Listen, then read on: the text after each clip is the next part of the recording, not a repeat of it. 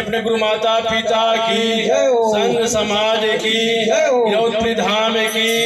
भंडार धाम की, काशी धाम की, चकवा धाम की। जय जय श्री राम। दाई हो गाना में बजना में कोई प्रकार के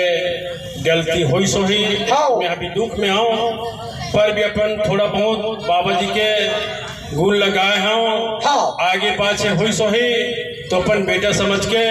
माफी दिया। बोल घासीदास बाबा की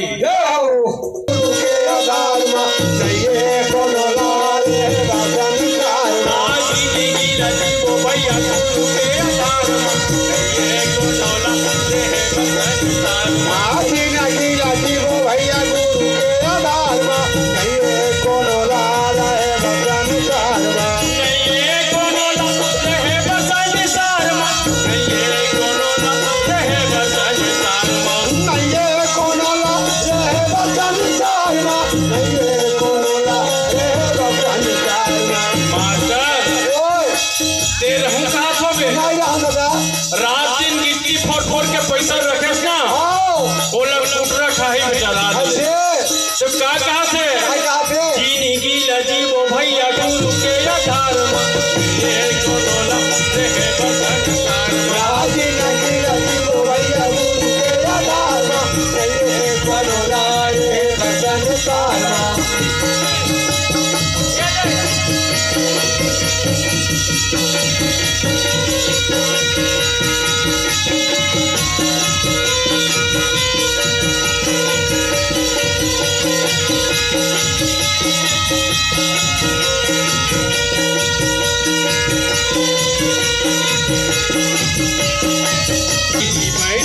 हतोला लोहा के कोठली सदाए रही तोला